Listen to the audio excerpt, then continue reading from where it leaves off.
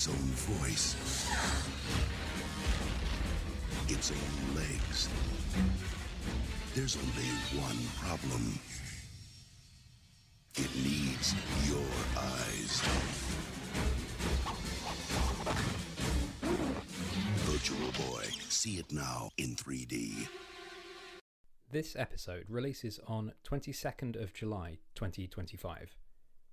That is 30 years and 1 day since the Japanese release of the Virtual Boy. The last of the grandest of failures is now old enough to drive, drink, and experience crippling existential dread. It's now grown up and moved out. Its charming quirks hardened into personality choices, the laughter lines now visible in normal conversation. If the failed video game consoles of the 1990s, the 3DO, the Jaguar, the CDI, the Saturn, are a failed boy or girl band of the 1990s, the Virtual Boy is arguably that one. The golden goose predestined for success, not on account of its looks, but its heritage, that goes solo and burns out quickly in the fires of the public eye. Whether we like it or not, the Virtual Boy is an adult now, and we have to reckon with that.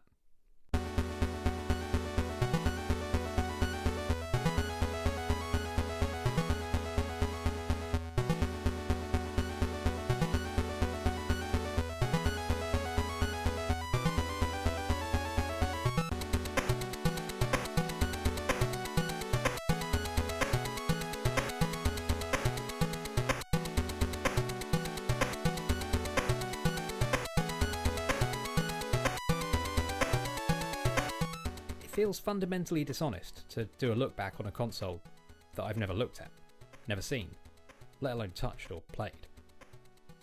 But that's fitting for the Virtual Boy, and the particular kind of memory that it represents. For me, the Virtual Boy lives entirely within its original advertising. When I think about it, I can see, feel, smell the magazine ads. When I think about it, I'm transported straight back to a bedroom, poring over those magazine ads, excited by this new, alien, exotic gaming system from the other side of the world. When I think about it, it's with a sharp pang of nostalgia. The Virtual Boy never comes to Europe. Where the subjects of similar ads eventually made their way off the page, across the oceans and over to the West, the Virtual Boy never does. It remains elsewhere, forever. It remains in the imagination, forever. Given what we know about the console, that's probably for the best. If I actually got my hands on one now, the spell would be broken, and another little piece of the innocence of youth would be lost in the chasm of experience. I'll never advocate for ignorance, but in this case, maybe that's okay? I don't need to know the reality of the Virtual Boy. I don't need that disappointment. It lives now in the scans of the print ads and the instruction manuals, the limited finite footage of Games Expo showcases, a few pieces of documentary material in video and in print. To a certain type of person, and I see you there with your box of gaming magazines sealed and labelled in your attic, it's beautiful. The Virtual Boy exists forever in the tactile media of the past. And yet, there is contemporary documentary. There is, whisper it, emulation. There is curiosity. Going further might break the spell. But what you heard at the top of the show was the audio from a TV advertisement for the console. Something seemingly designed to compel the viewer into a purchase by terrifying the absolute bejesus out of them. Threatening the audience is just one of many things the Virtual Boy gets wrong. But it's worked on me. The bizarre time capsule that is this console is both rich with detail but small in scope. Looking back at this thing feels manageable. So, let's look back at this beautiful disaster. But we're not here to point and laugh today. You are listeners of taste, class, and refinement. You come not to bury the Virtual Boy, or even to shovel more dirt on its already heavily buried casket. You, and I, come to celebrate it to praise an inherently flawed, misguided, and doomed product that is simultaneously an objective misadventure and a wonderful realization of the philosophically noble design intent of its creators.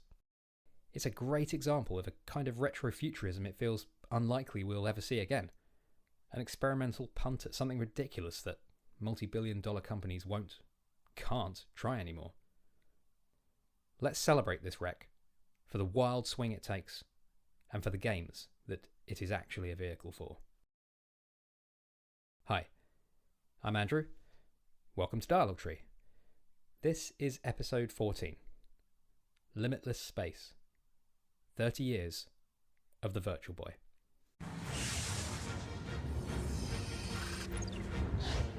He had the moves, the punches, the fire. But there was one thing he would never have. A way out. Virtual Boy presents more challenges inside the third dimension. Mario Tennis, Tunnel Boxer, Red Alarm, Galactic Pinball. Virtual Boy, a 3D game for a 3D world. Wanna play? First, I should acknowledge a few things.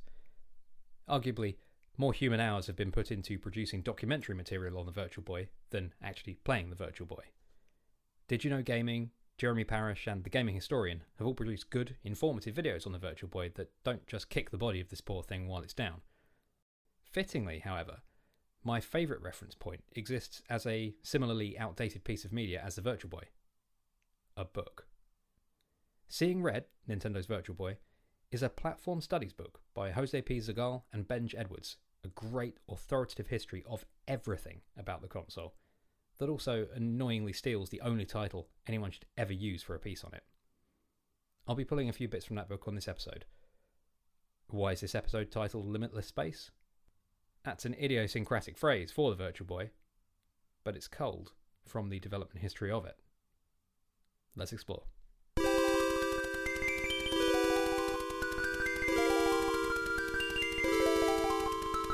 Now, there is a laundry list of problems with the Virtual Boy. I don't intend to go off the deep end here, but you can't talk about this console without recognising at least some of the self-inflicted wounds that it limped onto the market with. So, let's try and speedrun those.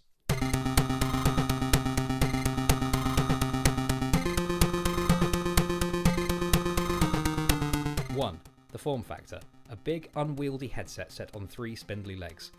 Awkward, clunky, unsexy, antisocial. The radical 90s and media preoccupation with technological progress had already left Nintendo as the uncool phantom at the feast. The faintly ridiculous look of the Virtual Boy was not about to change that. 2. The name.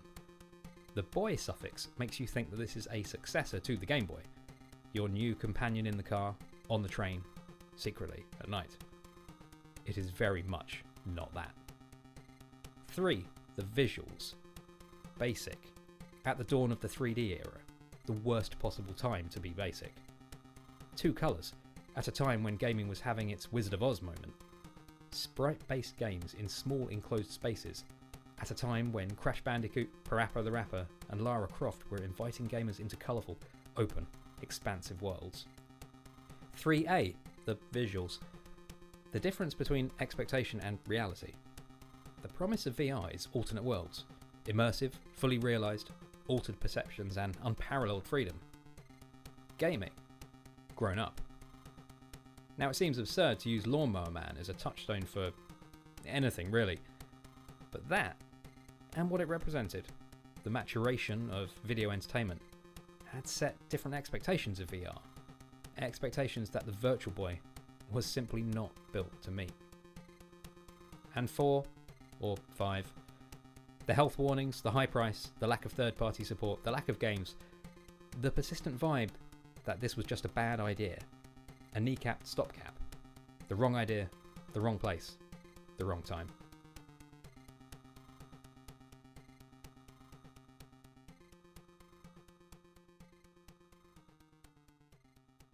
Even a Virtual Boy apologist, if such a thing exists, probably wouldn't argue these points. But there are some caveats, some wrinkles in the story, some caveats to each of these points that maybe, perhaps, just about make you sympathise with our subject. Those caveats all stem from one simple fact: that Nintendo rushed into developing the Virtual Boy as a stopgap to appease shareholders, charged their most successful product designer with making it a hit, and then continually scaled back its scope, reduced its budget, clipped its wings. As the ambitions of the Virtual Boy started to grind viciously against the limitations of the technology, resources were reduced, reallocated to getting the then Ultra 64 off the ground. The Virtual Boy, already fighting an uphill battle against its misguided design, is torpedoed by this lack of direction, by this internal de-emphasis. In the 1990s, it's still really the infancy of video games. People don't compulsively buy new hardware just because. A new console needs to be a big deal. Whoever is making it needs to convince the audience that this is a thing they love, and that you'll love too. Nintendo don't love the Virtual Boy. It's debatable whether they even like it. They rush the design to fill a gap. They follow a trend to compete with their contemporaries. They scuttle the ship in port. Not even the man charged with getting it off the ground, the man from whose imagination modern gaming was born, can save it. And this is one point. One thing I want to litigate. One monkey to get off my back. To say loud and clear to the people at the back. The idea, oft repeated, that Gunpei Yokoi left Nintendo in shame following the failure of the Virtual Boy. If someone says this to you, you have my permission to do this. You may lean in close, uncomfortably close, close enough so that they may see the sincerity in your eyes and you the fear in theirs. And you must explain this: that Gunpei Yokoi had always planned to leave Nintendo after the release of the Virtual Boy, that he had long planned to leave to go independent, but that following the release of the Virtual Boy and its dull thud of a failure, he stayed. He stayed for one last job, one last favour to the company that he loved, an alien concept here in the West, one last favour to the company that he appreciated for allowing him to make a career out of his love of creating and tinkering. That last job was leading the design on the Game Boy Pocket, the first revision of Gunpei's iconic gaming housebrick. It's well received, critically and commercially, within its limited, purposeful scope, and timed to coincide with the release of Pokemon Red and Blue, it breathes new life into the Game Boy, 7 years after that housebrick and Tetris hit the market. The reality is, Gunpei retires from Nintendo to go independent, to found his own company, Koto, that would allow him to carry on creating and tinkering. The editor's note in the margins here is, Gunpei does not leave Nintendo in disgrace. He leaves on his own terms, riding off into the sunset, or back to his workshop, and into the immortality of history. And now that this previously misguided, but now fully enlightened person is listening, let's make sure you know how to argue your point. For my part, I'll say that nothing would give me greater joy than to proclaim the Virtual Boy as the hidden gem of gaming history, a misunderstood masterwork that secretly reinvented the gaming console. But it is unequivocally not. You definitely shouldn't say that. You should point out that the successes of the Virtual Boy are largely philosophical, but that in its small catalogue of games, there are several that demonstrate innovative, fun mechanics, implemented effectively, that are actually fun to play, that demonstrate just a little bit of that Nintendo magic. The first thing you can reference is the stereoscope. In the book Seeing Red, Jose and Benj open with a chapter called Tracing the Roots, Ancestors and Precursors. In this, they introduce the reader to Charles Wheatstone, who, in 1838, presented a device to the public that used a pair of mirrors and two specially prepared pictures to provide the viewer with the illusion of viewing a three-dimensional object. This was called the stereoscope. They say this, quote, "There's a clear link between the stereograph, the name commonly given to the images viewed through the stereoscope, and the Virtual Boy. Both are technologies that allow the illusion of seeing an image as if it has depth, which allows three-dimensional perception. However, there is a second, perhaps stronger link that connects the two inventions. People's desire to trick their eyes for the purposes of entertainment and wonder." End quote. People's desire to trick their eyes for the purposes of entertainment and wonder. Let that roll around for a moment. That's the impetus, selling point, and appeal of so much of the subsequent 200 years of popular entertainment. So now, you can argue that the Virtual Boy, far from being an unhinged or ugly duckling, is in fact simply the latest in the long, storied history of interactive objects. Toys that affect this mode of play. It harkens back to the earliest days of visual entertainment. A device to amuse your eyes. A device that you peer into. You could always point out that Nintendo weren't the first or only company to flirt with VR, so it wasn't as dumb a diversion as it might have seemed. Sega VR was in development as early as 1991, while Jaguar VR was announced, then promptly fired into the sun in 1995. Now, unlike those devices, Nintendo did manage to get their products over the line, in a fashion, and it did that largely on the power of wishful thinking and pixie dust. That is to say, the ambition motivating and guiding the Virtual Boy, the same ambitions and intentions that guide a lot of Nintendo's development, pushed it forward. And it's here that you can reference our old friend, Gunpei Yokoi. Making good games is about coming up with good ideas. That's Gunpei, of course. This guy, he just got it. And it's Gunpei who offers some of the only reference material for the decisions that went into the development of the Virtual Boy. In Seeing Red, we get this, and I'm slightly paraphrasing here for brevity. Quote, "What particularly intrigued Mr. Yokoi was the way in which the background was black. Mr. Yokoi wanted to use this complete blackness to allow users to experience a limitless space. He had this thought: how can you jump outside of the screen? Yokoi saw the unlimited, enveloping blackness of the privatized LED-based display as an opportunity to create games without borders, hoping for a new kind of gameplay, not constrained by the limitations of a TV screen.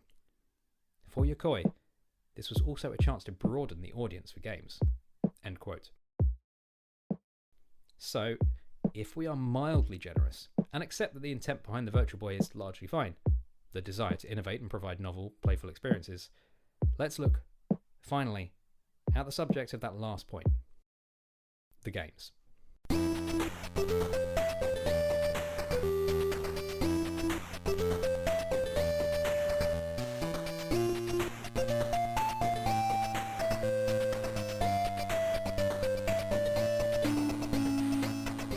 A famously limited catalogue, not famously overloaded with bangers, the Virtual Boy library consists of a whole 22 games. There are no must-plays, but there are some enjoyable curiosities in there. Crucially, there is some value, some worth. Playing Virtual Boy games for fun in the same year that something like Claire Obscure releases feels like an act of self-abuse, but that's where we find ourselves. So, let's kick off this speedrun overview with the one game to rule them all: Virtual Boy Wario Land. He's the epitome of evil. And he's on the prowl in the third dimension. It's Wario. The diabolical one has gone 3D, where evil runs deep and danger comes out of nowhere in the most incredible adventure ever seen on Virtual Boy. It's Wario Land, a 3D game for a 3D world. Wait till they get a load of me!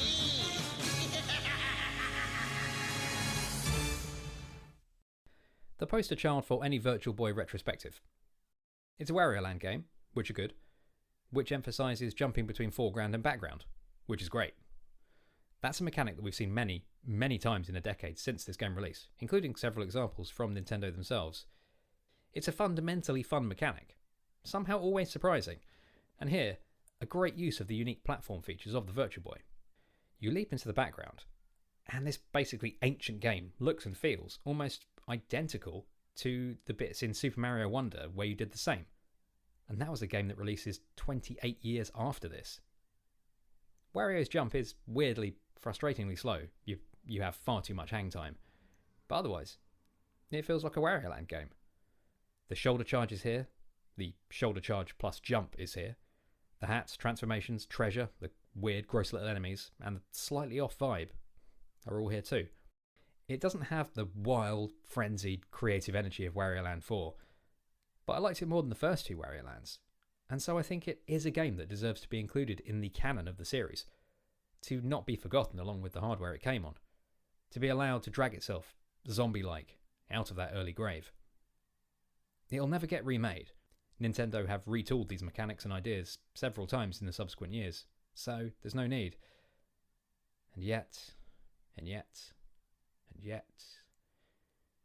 if there was ever a Virtual Boy Virtual Console collection or Nintendo Classics app, this would be the headliner. Good, never great. This is the Virtual Boy we're talking about, but still a worthy play. Peaks and troughs. On to Nestor's Funky Bowling.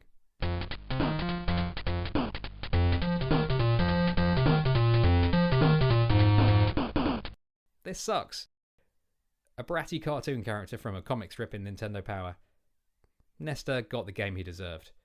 It's fiddly, it's ugly, and it's bowling. Let's move on.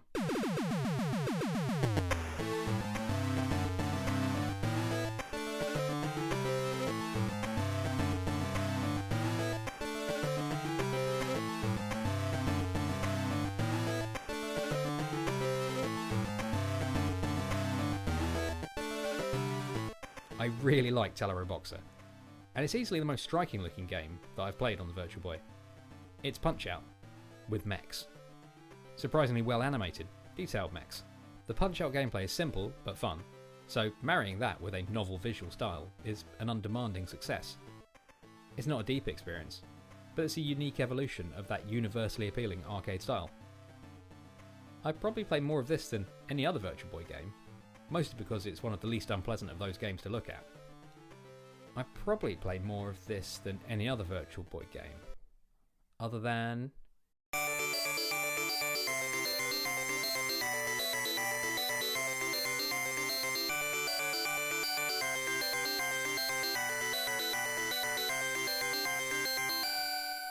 V Tetris.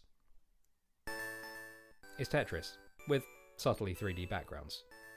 There's also 3D Tetris, but due to either emulation issues or what we'll euphemistically call user issues, my brain couldn't comprehend what was going on there.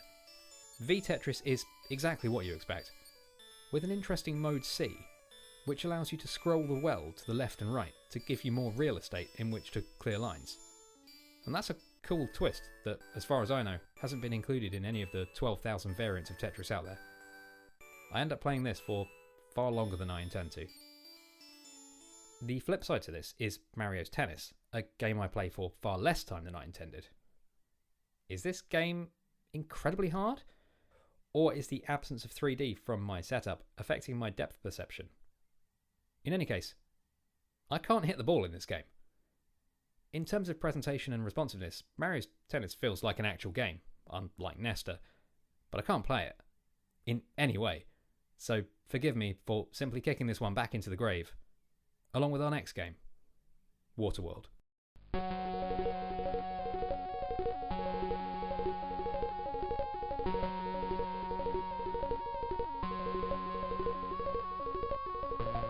There could be no more perfect pairing than the Virtual Boy and Waterworld. Two uniquely cursed 90s media properties, both born of hubris and bad decisions and sunk in a very public and very embarrassing way. The Waterworld game is appropriately bad. It being good is basically impossible. That would involve a cosmic error that could only exist as a punchline in an alternate timeline. And yet, just listen.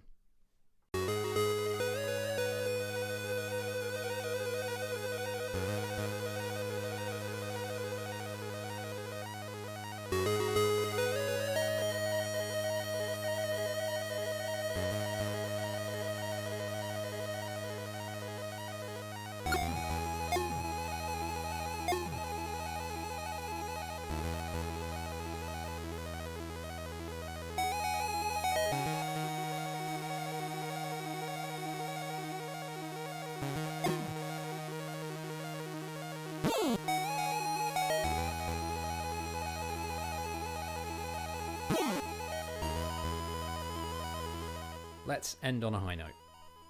Something that seems hard to comprehend, though there are a few examples of it. A forgotten Mario game. Mario Clash.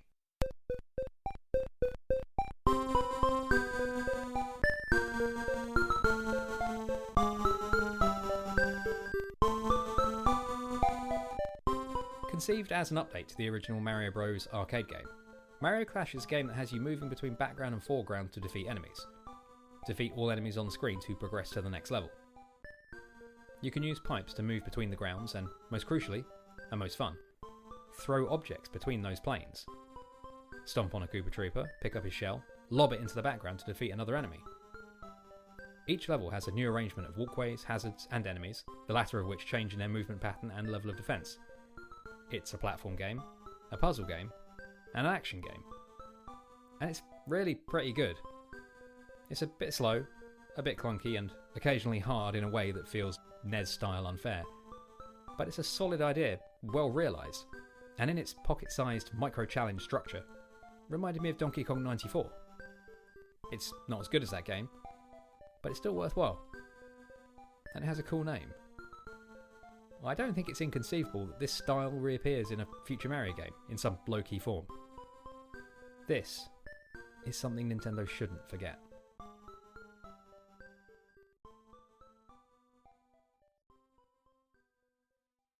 Something Nintendo shouldn't forget. When it comes to the Virtual Boy, I don't think they have. There have been plenty of missteps since, but Nintendo haven't attempted a stopgap like the Virtual Boy since they unceremoniously discontinued this black sheep less than a year after release. They haven't, at least publicly, so openly pursued a trend, the zeitgeist, nor released anything with such a disparity between the budget of its marketing and development. The Virtual Boy is, ultimately, a mess. Philosophically well-intentioned, held back by impractical, unappealing hardware, some novel and interesting games forgotten thanks to the absence of any serious software support, misguided marketing, and the broader context of the video game market. Nintendo knew it was a mess, and that's why they dialed back so hard during development. Gunpei deserved better. So, are there any conclusions I can draw from all of this that hasn't been covered elsewhere? What is the legacy of the Virtual Boy? Is there even a legacy? Well, I think there is. There are lessons learned from this failure. For better or for worse, no major company attempts a major piece of hardware based on an emerging, immature technology again. iToy and Kinect are popular punching bags, but both were minor accessories based on established ideas. People dump on PSVR 2 for its lack of software support, but VR is a viable, profitable market now. We'll likely never know, but PSVR 2 probably is a success in terms of what Sony expect for it. The Wii U is, of course, the closest thing to a Virtual Boy level wreck, but the mistakes there are different. Poor marketing, cheap-looking implementation of an understood tablet-style form factor, and the market sailing out of the Wii's blue ocean. The Virtual Boy's legacy is, tragically, as an object lesson in how not to product design. And yet, and yet, and yet. Let's imagine something else. In the interests of positivity, and for the sake of Gunpei. The still well-regarded controller, the dual D-pads a precursor to the now ever-present twin sticks, the perspective-shifting gameplay, the few games that still garner retrospective praise, the noble intent behind the design, the limitless space. I've played some of the games, but the spell is not entirely broken. I still hold the promise of the Virtual Boy, preserved in those crumpled print ads and grainy TV promos, to heart. It still represents the exciting unknown. Until I actually see one in the wild, the thought of it still holds a minor magical weight. An instant connection to a youthful mindset, to the possibilities of the future, to imagination. Let's close out with a song from Galactic Pinball, Gunpei's Voyage.